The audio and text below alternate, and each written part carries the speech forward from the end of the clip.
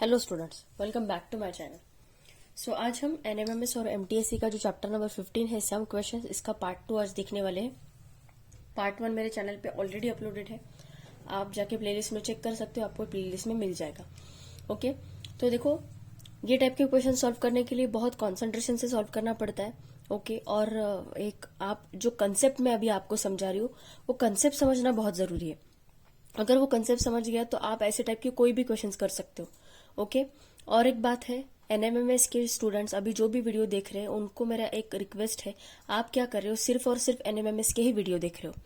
आप मैथ्स के जो मैं रेगुलर मैथ्स के जो वीडियो अपलोड करती हूँ आप वो वीडियो देखते नहीं हो। उससे क्या होता है कि आपके जो बेसिक कंसेप्ट है वो तो क्लियर हो ही नहीं रहे हैं। अगर आप सिर्फ एनएमएमएस मैथ्स की वीडियो देखोगे तो आपको एनएमएमएस मैथ्स की वीडियो से इतना डिटेल में नहीं समझ में आएगा जितना में आपको क्या करना है। रेगुलर मैथ्स की अगर आप अच्छे से प्रैक्टिस करो, रेगुलर मैथ्स की वीडियो मेरे रेगुलर बेसिस पे अगर आप देखोगे तब जाके आपके एनएमएमएस मैथ्स क्लियर हो जाएगा, क्योंकि सिलेबस सेम ही है, राइट। सो वो भी वीडियो देखा करो, एनएमएमएस की भी वीडियो देखा करो, सो दैट आपको आपके कंसेप्ट डिटेल में क्लियर हो जाएंगे। एंड वन मोर थिंग, बहुत सारे बच्चे क्या करते हैं, student doubt solving session skip कर देते हैं। उससे क्या होता है कि मैं डाउट्स सॉल्व कर देती हूँ, आप रिपीटेड डाउट्स मुझे कमेंट सेक्शन में पोस्ट करते हो, क्योंकि आपको पता ही नहीं होता है कि स्टूडेंट डाउट सॉल्विंग सेशन में मैंने क्या एक्सप्लेन किया है।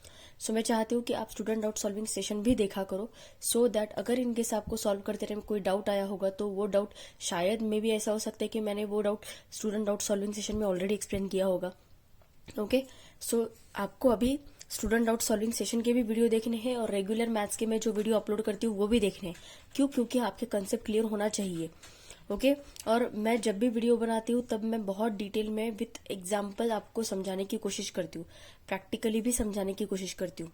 ओके, सो आप रेगुलर मैथ्स की भी वीडियो स्किप मत कीजिएगा, वो भी वीडियो देखो। ओके, अभी देखो क्या दिया है। Below questions are based on a letter series. आपको एक लेटर सीरीज दी है ऐसी, if first 10 letters are written in a reverse direction. अभी फर्स्ट 10 लेटर्स कौन से देखो, 1 2 3 4 5 6 7 8 9 10। तो इनको हमें रिवर्स डायरेक्शन में लिखना है। रिवर्स डायरेक्शन में लिखना है मतलब क्या, सबसे पहले क्या आ जाएगा, जे। सिर्फ फर्स्ट 10 लेटर्स को ही रिवर्स डायरेक्शन में लिखना है। तो क्या आएगा, J I H G F E D C B A, और जे के बाद के लेटर वैसे के वैसे ही, K L M N O P Q R S T U V W X Y and Z. Okay, तो हमने इसको लिख लिया। अभी फर्स्ट क्वेश्चन देखो क्या दिया, which is the 7th letter from right to 12th letter from the left. मतलब 7th लेटर के राइट से, 7th लेटर के राइट से, मतलब अगर 7th लेटर कौन सा है, 1 2 3 4 5 6 7। ओके, तो 7th लेटर के, देखो अगर इसको हम मैन्युअली करने को जाए तो बहुत डिफिकल्ट जाएगा, तो इसके लिए हमें एक फॉर्मूला यूज करना है। कैसे यूज करेंगे, देखो फॉर्मूला समझाने के पहले भी आपको एक थोड़ा सा कंसेप्ट समझाती हूँ। देखो मान लो अभी A B C D E F G H I ऐसा हमें दिया है, और हमें क्या पूछा है कि फिफ्थ लेटर से 4th लेटर राइट में कौन सा है। अभी 5th लेटर कौन सा है, ये अभी इसके राइट में 1 2 3 एंड 4, फिर कौन सा आएगा, आई। मतलब ऐसे ही क्वेश्चंस पूछते कि अभी मान लो 3rd लेटर है, तो 3rd लेटर के राइट से 3rd लेटर कौन सा है, 3rd लेटर के राइट से 3rd लेटर कौन सा है, 1 2 3 एफ, राइट। तो अगर आप अभी ये छोटी सी सीरीज है इसलिए आप आसानी से निकल पा रहे हो, बट अगर ऐसी बड़ी सीरीज दी है तो हमें टाइम निकालने के लिए बहुत टाइम लगेगा। कभी ये लेटर ढूंढो और इसके राइट से कौन से लेटर है, इसके लेफ्ट से कौन से लेटर है, वो ढूंढने के लिए हमें बहुत टाइम लगेगा।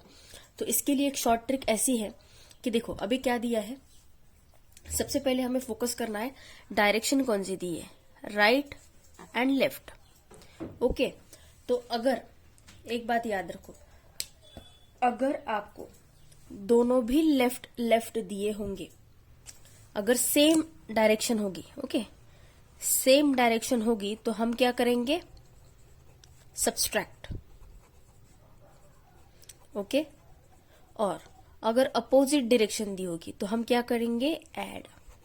मतलब अगर राइट लेफ्ट दिया है तो हम करेंगे ऐड, लेफ्ट अगर सेम दिया, मतलब लेफ्ट लेफ्ट दिया होगा तो भी हम सब्सट्रैक्ट करेंगे, राइट राइट दिया होगा तो भी हम सब्सट्रैक्ट करेंगे, ओके। तो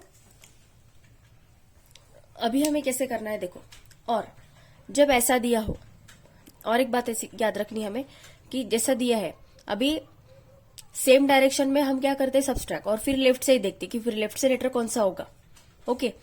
अभी अपोजिट जब लेटर दिया है, मतलब राइट दिया है और लेफ्ट दिया है, मतलब अभी चूज कौन सा करना है कि हमें लेटर काउंट राइट से करने हैं या लेफ्ट से काउंट करने, तो वो हम कैसे देखेंगे, देखो जो पहले दिया होगा उसके हिसाब से हम लेटर्स को काउंट करेंगे।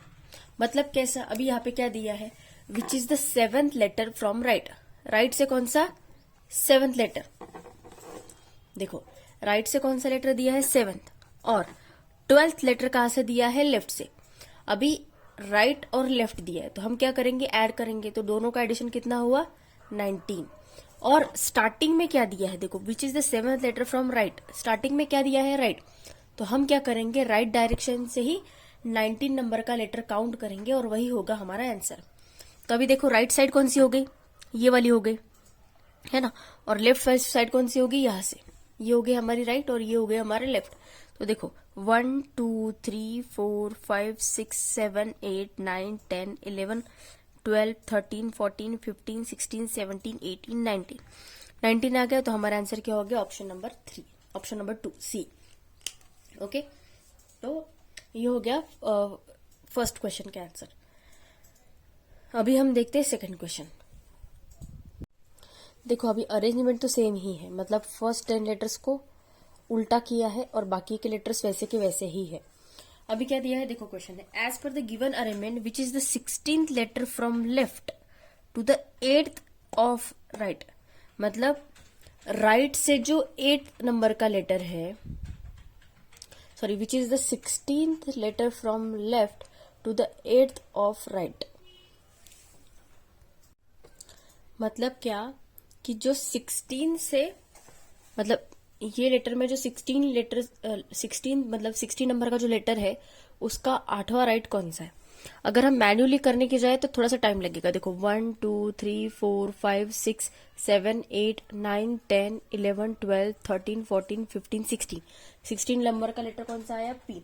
अभी इसका 8वां राइट 1 2 3 4 5 6 7 8, मतलब आंसर क्या आएगा हमारा, एक्स, ओके। मतलब 16 लेटर लेफ्ट से जो आ रहा है उसका 8वां राइट पूछा है हमें, राइट। अभी आपको थोड़ा सा टाइम गया निकालने के लिए। सबसे आसान ट्रिक क्या है, अभी देखो क्या दिया है, which is the 16 letter from left, क्या दिया है, लेफ्ट, और पूछा कहां से, राइट। अभी अपोजिट दिए तो हम क्या करेंगे, दोनों को ऐड, 16 और 8 कितना आएगा, 24, और स्टार्टिंग में क्या दिया है, लेफ्ट, इसलिए हम 24 नंबर का लेटर लेफ्ट से ही काउंट करेंगे। मतलब कहां से, देखो 1 2 3 4 5 6 7 8 9 10 11 12 13 14 15 16 17 18 19 20 21 22 23 24, मतलब हमारा आंसर क्या है, एक्स। अब आप बोलोगे मैम पहले केस में तो हमें थोड़ा सा आसान गया। देखो जब नंबर्स अब लेटर्स छोटे होते हैं, लेटर्स की सीरीज छोटी होती है, तब आप थोड़ा सा आसानी से कर सकते हो। बट लेटर्स अगर बड़े बड़े दिए होंगे तब वो टाइम पे कैसा आपको थोड़ा सा मे बी डिफिकल्ट जा सकता है सॉल्व करने के लिए। या फिर ऐसा भी हो सकता है कि बहुत सारे बच्चों को कंफ्यूज होगा कि राइट से लेना है या लेफ्ट से लेना है। इसीलिए वो टाइम पे ये ट्रिक काम आती है कि अगर क्वेश्चन में लेफ्ट राइट ऐसा दिया है, क्वेश्चन को ध्यान से देखो, लेफ्ट राइट दिया होगा तो दोनों को क्या करना है, ऐड करना है। अगर दोनों लेफ्ट लेफ्ट दिए होंगे तो सब्सट्रैक्ट करना है और लेफ्ट से काउंट करना है। अगर दोनों राइट दिए है तो सब्सट्रैक्ट करना है और राइट से काउंट करना है। और अगर दोनों अपोजिट दिए है, लेफ्ट राइट दिए है, तो स्टार्टिंग में क्या दिया है, लेफ्ट, इसलिए हमें कहां से काउंट करना है, लेफ्ट से काउंट करना है। बस इतना कंसेप्ट याद रखो। अगर नहीं समझा तो वीडियो को 4-5 बार देखो, समझ में आ जाएगा, ओके। तो हमारा आंसर क्या हो गया x। अभी नेक्स्ट क्वेश्चन देखो, as per the given arrangement take fifth, मतलब फिफ्थ लेटर 1 2 3 4 5। चलो फिफ्थ लेटर ले लिया, ओके। फिफ्थ 10 नंबर का लेटर कौन सा है, 1 2 3 4 5 6 7 8 9 10, तो 10 ले लिया ए। एंड 28th, सो 3 + 3 9, 3 + 3 6, 7 8 9 10 11 12 13 14 15 16 17 18 19 20, मतलब टी ले लिया। तो using this letter prepare a meaningful word. कौन सा बन रहा है, FAT fat, and write the first letter of that word. तो मीनिंगफुल वर्ड कौन सा बना, फैट। मीनिंगफुल वर्ड मतलब कि ऐसा वर्ड जिसका मीनिंग हो कुछ, राइट। कोई भी लेटर मतलब TAF या फिर ATF ऐसा कुछ भी नहीं लेना है हमें, जो वर्ड का मीनिंग है ऐसा मीनिंगफुल वर्ड बनाना है। और हमें वर्ड नहीं पूछे, हमें पूछा है कि वो वर्ड का फर्स्ट लेटर क्या है। अभी वर्ड तो ये बन गया, तो इसका फर्स्ट लेटर क्या है, F। तो हमारा आंसर क्या हो गया, ऑप्शन नंबर 3, ओके। अभी देखते हैं हम नेक्स्ट क्वेश्चन। अभी नेक्स्ट क्वेश्चन देखो क्या दिया है कि as per the arrangement of letter G, arrangement G letter from jug is, मतलब JUG, जग से जो G लेटर आया है वो कहाँ से। काफी आसान है, देखो 1 2 3 4, और ये डायरेक्शन कौन सी है, left. So fourth from left, answer क्या हो गया हमारा, ऑप्शन नंबर 1, ओके। कहाँ से आ रहा है, देखो ये 1 2 3 4, लेफ्ट साइड से फोर्थ लेटर आ रहा है, मतलब इसका आंसर क्या होगा हमारा, fourth from left, okay. Fourth letter from left, okay. अभी देखते हैं हम नेक्स्ट क्वेश्चन। अभी नेक्स्ट क्वेश्चन देखो क्या दिया है, a railway ticket cost ₹17.50 for 2 adults, okay, and a child.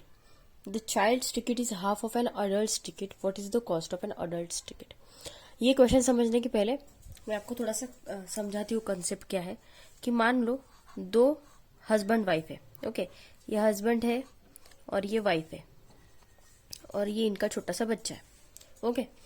तो हस्बैंड का टिकट, मतलब 2 अडल्ट का टिकट कितना होगा, 20 रुपीज, मतलब एक अडल्ट का टिकट कितना होगा, 10। तो दोनों का मिला के टिकट कितना हो गया, 20। और ये जो छोटा बच्चा है, चाइल्ड, इसका टिकट हाफ है, मतलब ये अमाउंट के हाफ है, ओके। तो अभी उसको पैसे कितने देने पड़ेंगे, 10 + 10 + 5, 25 रुपीज पे करने पड़ेंगे, जो बस कंडक्टर है या फिर रेलवे का टिकट जो है TC को वगैरह, ओके।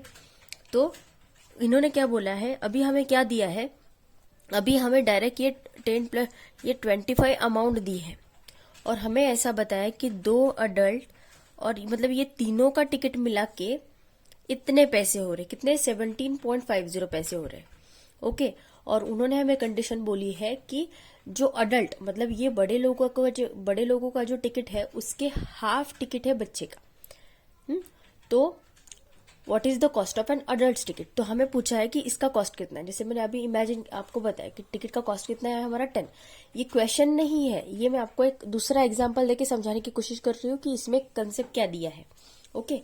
तो अभी देखो, मान लो अगर हमने मान लिया कि अडल्ट का टिकट X है, ओके।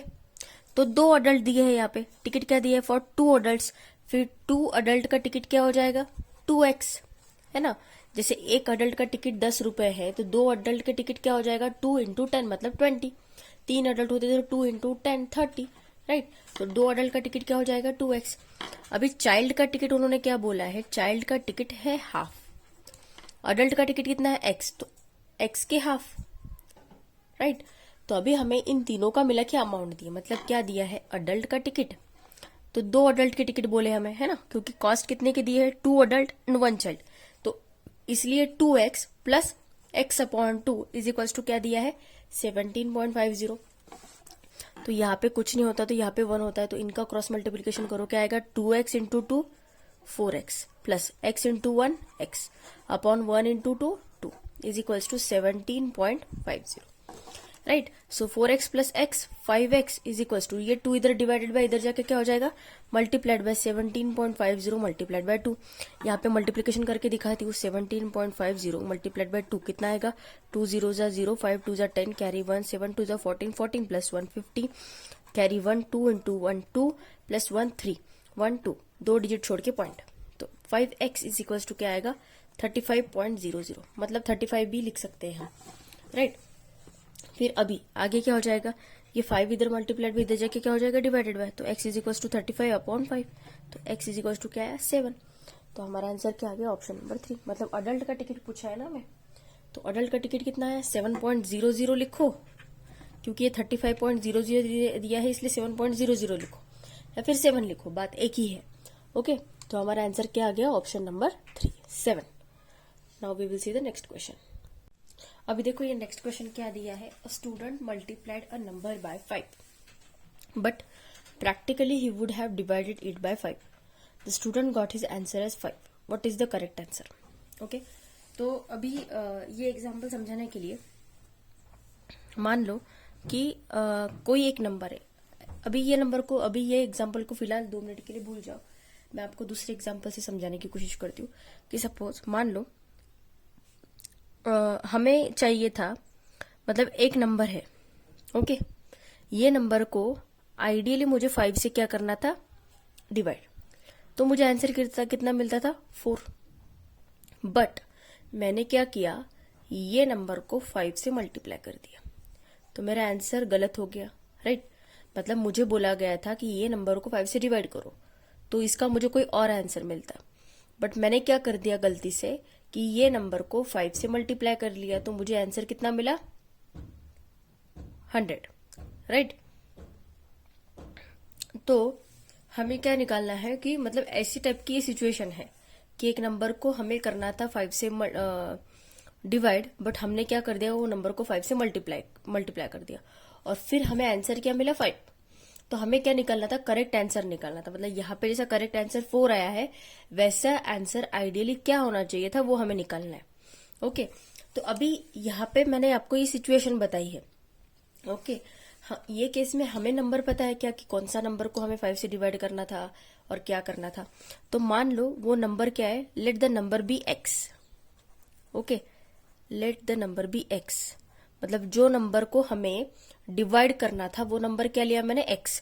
तो जैसा कंडीशन दी उन्होंने, और student multiplied a number by 5, मतलब ये नंबर को उसने क्या किया 5 से मल्टीप्लाई किया, और उसको आंसर क्या मिला 5 मिला 5 से डिवाइड करने के बाद। तो x की वैल्यू क्या हो गई 5/5, 1 हो गई, मतलब वो नंबर क्या हो गया हमारा 1 हो गया, राइट। तो हमें क्या बोला था कि वही नंबर को हमें किससे डिवाइड करना था 5 से, तो आइडियली ऐसी सिचुएशन होनी चाहिए, तो वो नंबर क्या होगा 1/5। देखो फिर से समझाने की कोशिश करती हूँ। मैंने आपको क्या बोला कि सपोज मान लो ये नंबर को हमें 5 से डिवाइड करना था, तो हमें आंसर क्या मिला 4। तो अभी यही नंबर को मैंने क्या कर दिया, गलती से 5 से मल्टीप्लाई कर दिया, तो मुझे क्या मिला आंसर 100। ओके, बट ये केस में एटलीस्ट मुझे नंबर पता तो भी था, बट अभी ये जो क्वेश्चन दिया है इसमें मुझे पता है कि कौन से नंबर को मुझे 5 से मल्टीप्लाई करना है या फिर कौन से नंबर को मुझे 5 से डिवाइड करना है। ओके, तो मैंने क्या कर लिया, एक नंबर को x मान लिया। अभी जैसा क्वेश्चन में सिचुएशन दी है वैसा ही कि जिस एक स्टूडेंट ने क्या किया, वो नंबर को 5 को डिवाइड करने के अलावा उसने 5 से मल्टीप्लाई कर दिया। अभी 5 से मल्टीप्लाई किया तो उसको कुछ ना कुछ आंसर मिला, तो उसको आंसर क्या मिला 5 मिला। वो नंबर को 5 से मल्टीप्लाई करने के बाद 5 मिला, तो अभी ये 5 इधर मल्टीप्लाइड बाय इधर जाके डिवाइडेड बाय, तो 5 डिवाइडेड बाय 5 क्या आ जाएगा 1। तो x की वैल्यू हमारी क्या आ गई 1, मतलब वही नंबर हमें क्या मिला 1, बट कंडीशन क्या दी थी कि वो नंबर को डिवाइड करना था 5 से, तो यही नंबर को मैंने डिवाइड कर दिया 5 से, तो वो नंबर क्या हो गया हमारा 1/5। ओके, तो ये था ये क्वेश्चन का आंसर। Now we will see the next question. अभी देखो नेक्स्ट क्वेश्चन क्या दिया है, ऐसे सेम टाइप का क्वेश्चन हमने वेरिएशन में भी किया था। ओके, तो ये टाइप का क्वेश्चन को अगर हम नॉर्मल मेथड से अगर करने को जाए तो इसको बहुत टाइम लगेगा सॉल्व करने के लिए, तो इसलिए मैंने आपको वेरिएशन के टाइम में एक शॉर्ट ट्रिक बताई थी, वही सेम ट्रिक हम यहाँ पे यूज करने वाले। अभी क्वेश्चन में क्या दिया है, by working 10 hours daily 12 men finish the work in 7 days। मतलब क्या, 12 आदमी 10 घंटे रोज काम करके काम कितने दिनों में खत्म करते हैं 7 दिनों में। 12 लोग 10 घंटे रोज काम करते हैं, तो काम कितने दिनों में खत्म होता है 7 days। अगर वही सेम काम is to be finished by 15 men, मतलब 15 men, अगर 15 men को वो काम 28 डेज में खत्म करना है तो उनको कितनी देर काम करना पड़ेगा। अभी एक बात बताओ, यहाँ पे डेज इंक्रीज की है, मेन इंक्रीज की है, बट डेज बढ़ा है, मतलब टाइम अभी इनको, मतलब वो थोड़ा सा कम टाइम स्पेंड करेंगे, राइट। सो देखो इसका फॉर्मूला कैसे होगा, देखो H1 मतलब क्या, आवर्स के लिए, इंटू D1 मतलब डेज के लिए, और मेन मतलब M1 is equals to H2 into D2 into M2। Okay, तो आवर्स कितने दिए पहले 10 इंटू D, डेज कितने दिए 7 और मेन कितने दिए 12 इज इक्वल्स टू आवर्स हमें निकालना है H2, D2 मतलब डेज कितने दिए हमें 28 और मेन कितने दिए 15। तो अभी देखो ये दोनों इधर मल्टीप्लाइड बाय, इधर जाके क्या हो जाएंगे डिवाइडेड बाय, तो H2 इज इक्वल्स टू क्या हो जाएगा 10 into 7 into 12 divided by 28 into 15, right. So 7 1 जा 7, 7 4 जा 28, 4 1 जा 4, 4 3 जा 12, 3 1 जा 3, 3 5 जा 15, 5 1 जा 5 एंड 5 2 जा 10। सो हमारा वैल्यू क्या है 2 आवर्स, मतलब हमारा आंसर क्या हो गया ऑप्शन नंबर 2। देखो कैलकुलेशन कैसे किया, पहले 7 1 जा 7, फिर 7 4 जा 28, 4 बचे तो 4 1 जा 4, 4 3 जा 12, तो 3 बचा तो 3 1 जा 3, 3 5 जा 15, तो 5 बचा तो 5 1 जा 5, 5 2 जा 10। तो आंसर क्या हो गया हमारा 2 hours. Now we will see the next question. अभी ये जो क्वेश्चन दिया है ये क्वेश्चन को विथ फुल कॉन्सेंट्रेशन समझने की कोशिश करो। मैं ईच एंड एवरी स्टेप समझा रही हूँ, बट प्रोवाइडेड आपका कॉन्सेंट्रेशन ये क्वेश्चन के लिए फुल होना चाहिए। ओके, तो देखो सबसे पहले हमें क्वेश्चन में क्या दिया है वो समझते। There are 150 students in a group, मतलब एक ग्रुप है जिसमें क्या है टोटल 150 स्टूडेंट है, उसमें कि क्या है 80% स्टूडेंट जो है, मतलब 150 का एक ग्रुप है जिसमें कि 80% स्टूडेंट जो है वो क्या करते हैं इंग्लिश बोलते हैं, they speak in English and the rest of the student speak in Hindi. मतलब 80% छोड़ के जितने भी परसेंट बाकी है वो कितने कौन सी लैंग्वेज में बात करते हैं, हिंदी में बात करते हैं। बट उन्होंने और एक कंडीशन दी है कि जो 80% बच्चे इंग्लिश में बात करते हैं वही बच्चों में से 25% बच्चे जो है वो हिंदी में भी बात करते हैं, है ना। 25% of English speaking student speak Hindi too, मतलब जितने बच्चे आए हैं 80% के उसके 25% बच्चे हिंदी में बात करते हैं। तो हमें क्या पूछा है, what is the total number of Hindi speaking students, मतलब ऐसे कितने बच्चे हैं जो सिर्फ हिंदी में बात करते हैं। ओके, सिर्फ हिंदी में नहीं जो हिंदी में बात करते हैं। ओके, तो अभी देखो सबसे पहले टोटल परसेंट हमेशा कितना होता है 100% होता है, राइट। तो अभी उन्होंने क्या बोला है कि 80% जो स्टूडेंट है वो कौन सी लैंग्वेज में बात करते हैं, इंग्लिश में। तो मैंने क्या बोला टोटल परसेंट होता है 100, तो अभी 80% हो गए इंग्लिश बात करने वाले, तो बचे कितने, तो फिर ऑब्वियसली 20% जो बच्चे होंगे वो हिंदी में बात कर रहे होंगे, है ना। उन्होंने क्राइटेरिया ऐसे ही दिया है ना, there are 150 students in a group, 80% student speak in English and the rest of the student speak in Hindi. तो 80% स्टूडेंट अगर इंग्लिश में बात कर रहे हैं तो बाकी के जो 20% होंगे, क्योंकि 80 + 20 करके 100 आता है, तो 80% स्टूडेंट इंग्लिश में बात कर रहे हैं तो बाकी के 20% स्टूडेंट हिंदी में बात कर रहे हैं, राइट। तो अभी टोटल स्टूडेंट हमें कितने दिए 150, तो 150 का अगर मैं 20% निकालू, 20% क्यों निकाला, क्योंकि 20% मतलब इसी के 150 के ही 20% बच्चे हिंदी में बात करते, राइट। तो 20 1 जा 20, 25 जा 100, राइट। या फिर आप 0 0 भी कैंसिल करो तो भी चलेगा। सो 5 1 जा 5, 5 3 जा 15, तो ये आ गया आंसर हमारा 30। इसको आप ऐसे भी कर सकते हो 150 इंटू 20/100, तो ये 0 कैंसिल, ये 0 कैंसिल एंड 15 2 जा 30। तो 30 स्टूडेंट्स जो आए हमारे, देखो 30 स्टूडेंट्स जो आए हमारे वो कौन सी लैंग्वेज में बात करते हैं, हिंदी। ओके, ये हो गई हमारी फर्स्ट कंडीशन कि उन्होंने जो बोला है कि देयर आर 150 स्टूडेंट्स में कि 80% स्टूडेंट इंग्लिश में बात करते, तो बचे कितने 20%। तो 20% स्टूडेंट्स कौन सी लैंग्वेज में बात कर रहे हैं, हिंदी में बात कर रहे हैं। ओके, देन ये हो गए। बट अभी उन्होंने आगे क्या बोला है कि 25% of the English speaking students, मतलब अभी टोटल बच्चे कितने थे, देखो इंग्लिश में बात करने वाले कितने बच्चे थे 80%, राइट। सो मैं क्या करूंगी 80% ऑफ, अगर हमें इंग्लिश में बात करने वाले स्टूडेंट्स की अगर काउंट निकालना है तो हम कैसे करेंगे, 80% ऑफ 150 निकालेंगे, राइट। तो ये जीरो कैंसिल, ये जीरो और ये जीरो कैंसिल, तो कितना आएगा 15 8 120। तो 120 स्टूडेंट्स ऐसे हैं जो इंग्लिश में बात करते हैं, राइट। तो उन्होंने अभी हमें क्या बोला है कि जो बच्चे इंग्लिश में बात करते हैं उसके 25% बच्चे हिंदी में बात करते हैं, ओके।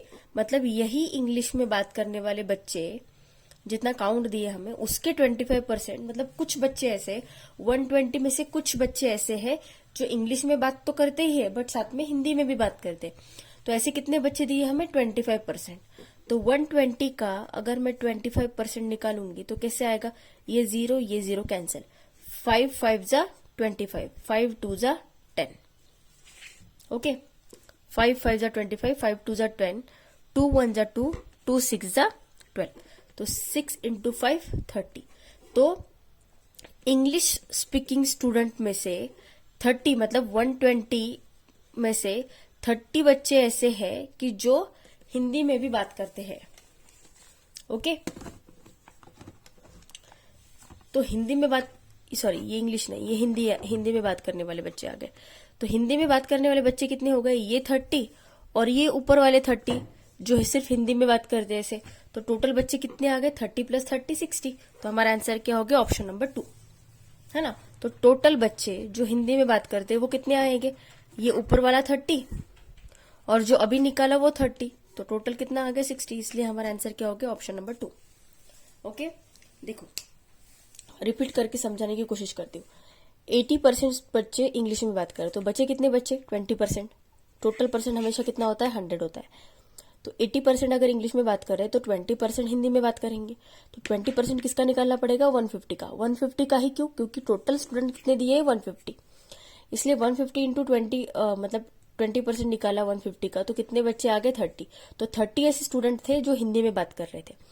बट उन्होंने आगे कंडीशन क्या दी थी कि जो बच्चे इंग्लिश में बात कर रहे थे, टोटल बच्चे कितने बात कर रहे थे 80%। तो हमने 80% निकाला 150 का, तो वो आया 120। तो 120 में से कुछ बच्चे ऐसे थे, मतलब 120 के 25% बच्चे ऐसे थे जो हिंदी में भी बात कर रहे थे, इंग्लिश के साथ हिंदी में भी बात कर रहे थे। तो ऐसे बच्चे कितने आए हमारे, 30 आए, राइट। सो ये 30 हो गए और पहले जो निकाले थे वो 30 हो गए। तो टोटल हिंदी में बात करने वाले बच्चे कितने हो गए 60। इसलिए हमारा आंसर क्या हो गया, option number 2 60, okay. Now we will see the next question. देखो अभी जो मैंने क्वेश्चन समझा है 150 स्टूडेंट वाला, आपको अगर वो क्वेश्चन नहीं समझ रहा है तो वीडियो को आप 2-3 बार देखो, धीरे धीरे स्लोली देखो, और मैं जैसा कर रही हूँ वैसा ही आप करके देखो, तब जाके आपको समझेगा, ओके। तो वैसे टाइप के क्वेश्चन को कैसे थोड़ा सा दिमाग से सोच के हमें करना पड़ता है सॉल्व, ओके। सो नहीं समझा होगा तो 2-3 बार देखो वीडियो को, समझ में आ जाएगा, ओके। तो अभी नेक्स्ट क्वेश्चन देखो क्या दिया। देखो अभी जब भी ऐसे टाइप के क्वेश्चंस होते हैं, मतलब 0.092, 0.04, 0.04, तो ऐसे टाइम पे क्या करना है, जो जो हमें नंबर्स दिख रहे हैं ना, मतलब जीरो छोड़ के जो जो नंबर्स दिख रहे हैं उनको हमें उठाना है। तो हम क्या करेंगे, 92 इंटू 4 इंटू 4, ये 3 नंबर को उठा लो, सिर्फ इनका मल्टीप्लीकेशन करो, एंड देन पॉइंट कैसे देना है वो मैं आपको समझाऊंगी। अभी देखो 92 इंटू 4 इंटू 4 दिया है, राइट। सो पहले हम 92 को 4 से मल्टीप्लाई करते, क्या आएगा, 4 2 जा 8, 9 4 जा 36। तो हमें फिर से, मतलब पहले मैंने इन दोनों का मल्टीप्लीकेशन किया, क्या आया, 4 2 जा 8 एंड 9 4 जा 36। तो अभी 368 इंटू 4, क्योंकि ये 4 से मल्टीप्लाई करना बाकी है, तो वो क्या आएगा, 8 4 8 जा 32, कैरी 3, 4 6 जा 24, 24 प्लस 3 27, कैरी 2, 4 3 जा 12, 12 प्लस 2 14, 1472 आया। अभी हमारा आंसर क्या है, 1472। अभी डेसिमल पॉइंट कैसे देने हैं वो काउंट करते हैं। यहाँ पे कितने डिजिट छोड़ के पॉइंट है, 1 2, ओके। यहाँ पे कितने डिजिट छोड़ के पॉइंट है, 1 2, और यहाँ पे 1 2 3। तो टोटल कितने पॉइंट्स है, यहाँ पे 2, 1 2 2, 1 2, 2 प्लस 2 4, और 1 2 3, 4 प्लस 3 7। मतलब हमें पॉइंट कितने डिजिट छोड़ के देना है, 7 डिजिट छोड़ के।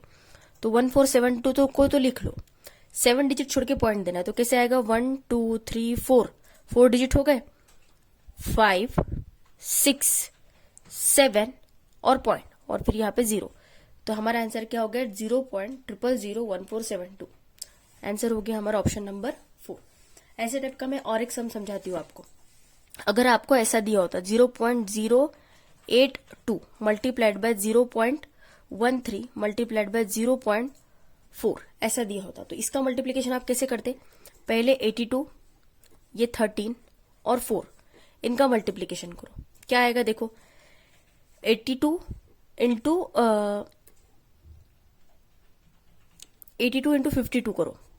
ओके, 13 4 जा 52 होता है ना, तो देखो 2 2 जा 4, 8 2 जा 16, 0 5 2 जा 10, कैरी 1, 8 5 जा 40, 40 प्लस 1 41। तो ये कितना आ रहा है 4264 आ रहा है। ओके, तो 4264 ये तो आंसर आ गया हमारा। अभी हमें पॉइंट कितने डिजिट छोड़ के देखना है देना है वो डिसाइड करना है। तो देखो यहाँ पे कितना डिजिट छोड़ के पॉइंट है 1, यहाँ पे 1 2 और यहाँ पे 1 2 3, तो कितने डिजिट छोड़ के पॉइंट देना पड़ेगा हमारा 1, ये 2, 2 प्लस 1 3 और ये 3, 3 प्लस 3 6, मतलब 6 डिजिट छोड़ के हमें पॉइंट देना है। तो वो कैसे आएगा 1 2 3 4 5 6, यहाँ पे पॉइंट और ये 0, मतलब हमारा आंसर क्या आता 0.004264। समझे? तो ये हो गया। तो पॉइंट के क्वेश्चन हमें ऐसे टाइप से सॉल्व करने। Okay, now we will see the next question. अभी देखो ये जो एज के प्रॉब्लम होते हैं ना, ये प्रॉब्लम को ना थोड़ा सा लॉजिकली सॉल्व करना पड़ता है। अभी ये एज ऑफ नाउ ये क्वेश्चन को 2 मिनट के लिए भूल जाओ, मैं आपको दूसरे एग्जाम्पल से ऐसे सिनेरियो समझाने की कोशिश करती हूँ, और फिर हम ये जो मेन क्वेश्चन है ये क्वेश्चन समझने की हम कोशिश करेंगे। ओके, तो देखो मान लो अभी एक आदमी है, ओके, जिसका नाम है गोविंद। ओके, और गोविंद के 2 बेटे हैं। कौन कौन? मान लो राम है और श्याम है, राइट। सो राम जो है वो एल्डर है, मतलब राम जो है वो बड़ा बेटा है, और श्याम जो है वो छोटा बेटा है, मतलब उसको यंगर सन मान लेते हैं हम। ओके, गोविंद के 2 बेटे हैं, राम और श्याम। राम सबसे बड़ा बेटा है और श्याम सबसे छोटा बेटा है। तो अभी हमें क्या कंडीशन दी है कि अभी मान लो राम का एज अगर अभी 10 साल है, ओके, तो श्याम का एज अभी 10 साल है, ऐसा हमें ऐसा मान लो अभी दिया है। और राम का जो एज है वो इसके डबल है, मतलब इसका जितना एज होगा उसके डबल एज होगा राम का, मतलब राम का एज क्या हो गया 20 ईयर्स हो गया, राइट। हमें ऐसी कंडीशन दी है। तो ओके, ये क्वेश्चन नहीं समझा रही हूं मैं, अभी मैं आपको एक ऐसा ही सिनारियो समझा रही हूँ सो दैट आप ये वाला क्वेश्चन अच्छे से समझ पाओगे। श्याम का अभी मतलब करंट 2021 में उसका ईयर उसको चल रहा है 10 साल। राम का जो एज है, राम जो इसका श्याम का बड़ा भाई है, इसका एज इसके डबल है, श्याम के एज के डबल है, तो राम का एज कितना हो गया 20 ईयर्स हो गया। अभी गोविंद जो है, गोविंद का एज क्या है, ये जो एल्डर है मतलब सबसे बड़ा बेटा है, इसके एज के थ्राइस है। थ्राइस मतलब क्या, ट्रिपल है। तो 20 का ट्रिपल क्या हो जाएगा 60, मतलब गोविंद का एज अभी का एज कितना हो गया 60 हो गया। ऐसी कंडीशन दी है हमें। बस ये क्वेश्चन को ऐसा घुमा के पूछा है कि श्याम का अभी का एज 10 साल है, तो राम का एज इसके डबल है, तो राम का एज कितना होगा 20, और गोविंद का एज राम के एज के ट्रिपल है, मतलब गोविंद का एज कितना होगा 60। तो अभी का अगर 2021 में इसका एज 10 साल है, तो 4 साल पहले इसका एज कितना होगा 10 - 4 कर लो, मतलब 6 साल का होगा। तो 4 साल पहले इसका एज कितना होगा 16 होगा, राइट, है ना।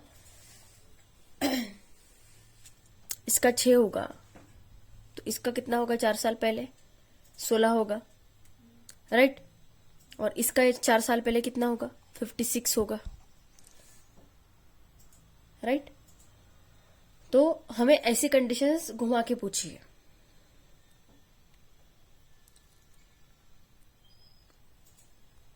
तो अभी हम क्या करते हैं, मेन क्वेश्चन के ऊपर फोकस करते हैं।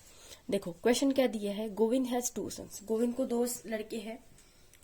4 years ago Govind's age was 3 times of his elder son, मतलब गोविंद का जो एज था 4 साल पहले उसके बेटे के एज के 3 टाइम्स था, उसके बड़े बेटे के एज के 3 टाइम्स था. Okay, now after 4 years his elder son age will be now after 4 years his elder son age will be twice the age of his younger son. अभी 4 साल बाद क्या हुआ कि उसके बड़े बेटे का जो एज है वो उसके छोटे बेटे के एज के डबल है. If his younger son age is 8 years old today, मतलब अभी जो उसका छोटा लड़का है उसका एज अभी कितना है, 8 साल है, तो गोविंद का एज कितना है, हमें ऐसा पूछा है, राइट. तो अभी हम क्या करते, ऐसा अज्यूम करते कि उसका जो छोटा यंगर सन है, यंगर सन के एज को हम क्या मान लेते हैं, y. एल्डर सन के एज को हम मान लेते हैं e, और गोविंद के एज को मान लेते हैं हम g. ओके, तो अभी हमें क्या करना है, सबसे पहले तो हमें क्या दिया है कि जो यंगर सन का एज है, मतलब जो छोटा बच्चा है उसका एज अभी कितना दिया है, 8 साल दिया है, राइट. तो कंडीशन क्या दी है, देखो 4 years ago Govind's age was 3 times of his elder son's age. Now after 4 years his elder son's age will be twice the age of his younger son. मतलब 4 साल बाद क्या होगा कि जो बड़ा बेटा है उसका एज यंगर बेटे के एज के डबल हो जाएगा. तो 4 साल बाद इसका एज कितना हो जाएगा, 12 हो जाएगा. तो एल्डर सन का एज क्या बोला है कि 4 साल बाद एल्डर सन का एज क्या हो जाएगा, डबल हो जाएगा, मतलब 12 into 2 आ जाएगा, क्योंकि यंगर सन के एज के डबल एज बोला है तो कितना आ जाएगा, 24. मतलब ये एज कब है, आफ्टर 4 years, आफ्टर 4 years वाली कंडीशन है ये. ओके, तो अभी देखो 4 साल बाद उसका एज 24 है, तो अभी उसका एज कितना होगा, टुडे 4 साल बाद बोला है ना, तो अगर मुझे अभी निकालना होगा तो मुझे 24 - 4 करना पड़ेगा, तो उसका अभी का एज कितना आएगा, एल्डर सन का अभी का एज कितना आएगा, 20 आएगा, राइट. क्योंकि मैंने ये जो एज निकाला वो कब निकाला, 4 साल बाद का निकाला. जैसे मान लो अभी, जैसे मैंने आपको राम और श्याम का एग्जाम्पल बोला कि राम का एज अभी अगर 16 है तो 4 साल बाद उसका एज कितना होगा, 20 होगा. सिमिलरली अभी हमें यहाँ पे क्या दिया है डायरेक्टली कि 4 साल बाद उसका एज 24 है, तो अभी उसका एज कितना होगा, 24 - 4 20, मतलब एल्डर सन का अभी का एज हो गया 20. तो अभी कंडीशन देखो क्या दी, Govind has 2 sons. 4 years ago Govind's age was 3 times of his elder son's age, मतलब 4 साल पहले. ओके, तो क्या हो जाएगा, देखो 4 साल पहले इसका एज कितना होगा, अभी इसका एज 20 है, तो 4 साल पहले इसका एज कितना होगा, एल्डर सन का एज 4 साल पहले कितना होगा, 16 हो जाएगा.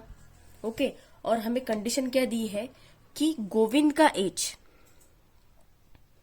Govind age was 3 times of his elder son age. तो गोविंद का एज 4 साल बाद कितने टाइम से, 3 टाइम से, तो गोविंद का एज 48 हो गया. बट यहाँ पे बोला कितना है, 4 साल बाद. ये कितना आया, 4 साल पहले का एज आया गोविंद का, 4 years ago 4 साल पहले का एज आया गोविंद का 48. तो गोविंद का हमें अभी का एज पूछा है, 4 साल पहले का अगर 48 है तो अभी का गोविंद का एज कितना हो जाएगा, 48 + 4, मतलब कितना आ जाएगा, 52. तो हमारा आंसर क्या हो गया, ऑप्शन नंबर 2. देखो मैं समझाने की आपको फिर से कोशिश करती हूँ. यंगर सन का एज मैंने y ले लिया, एल्डर सन का एज मैंने e ले लिया, और गोविंद का एज मैंने g ले लिया. तो अभी करंट ईयर में यंगर सन का एज कितना दिया हमें, 8, राइट. तो कंडीशन यहाँ पे जो दी थी, आप बोलोगे 4 साल बाद क्यों लिया, क्योंकि कंडीशन यहाँ पे क्या दी थी, after 4 years his elder son's age will be twice the age of his younger son. बड़े बेटे का एज छोटे लड़के के एज के डबल हो जाएगा, कब, 4 साल बाद. तो इसलिए मैंने क्या किया कि यंगर सन का जो छोटा बेटा है उसका 4 साल बाद एज कितना होगा, 12 हो जाएगा. तो हमें कंडीशन क्या बोली है कि आफ्टर 4 years बड़े बेटे का एज डबल हो जाएगा. तो अभी 4 साल बाद छोटे बेटे का एज कितना है, 12. तो बड़े बेटे का एज छोटे बेटे के एज के डबल होगा, कितने साल बाद, 4 साल बाद। तो 12 इंटू 2 किया तो कितना आया, 24 आया। ओके, तो ये जो एज आया था 24, ये कब का आया था, 4 साल बाद का। बट अभी हमें उसका करंट एज पता करना है। ओके, तो करंट एज कितना होगा उसका, 24 माइनस 4। 4 क्यों किया, क्योंकि ये 4 साल बाद का था, तो अभी का निकालना है। तो 24 माइनस 4 का, तो कितना आया अभी का एज, 20 आया। ओके, तो अभी ये कंडीशन देखो, पहली वाली कंडीशन क्या है, 4 years एगो करंट एज आया उसका 20। अभी कंडीशन क्या दी है कि 4 साल पहले, 4 साल पहले इसका एज कितना होगा, 16 हो जाएगा बड़े बेटे का। तो कंडीशन दी है कि 4 साल पहले गोविंद का एज उसके बड़े बेटे के एज के ट्रिपल था। तो 4 साल पहले बड़े बेटे का एज कितना होगा, 16, और गोविंद का एज 4 साल पहले उसके बड़े बेटे के एज के ट्रिपल था। तो गोविंद का एज कितना हुआ, 3 इंटू 16, इसलिए क्या आ गया, 48। बट ये बात हो रही थी 4 साल पहले की, हमें गोविंद का आज का एज पूछा है। तो 4 साल बाद मतलब 48 प्लस 4, 4 साल ऐड होंगे, तो गोविंद का एज अभी का कितना हो गया, 52। ओके, तो इसलिए हमारा आंसर है ऑप्शन नंबर 2, 52। तो आज के लिए बस इतना ही है। अगर वीडियो अच्छा लगा होगा तो वीडियो को लाइक जरूर कीजिए, अपने फ्रेंड्स के साथ वीडियो को ज्यादा से ज्यादा शेयर कीजिए। अगर आपको कोई डाउट होगा तो प्लीज मुझे कमेंट सेक्शन में जरूर बताइएगा, मैं आपके डाउट जरूर क्लियर करूंगी। ओके, और वीडियो को अपने फ्रेंड्स के साथ ज्यादा से ज्यादा शेयर कीजिए। Thank you so much.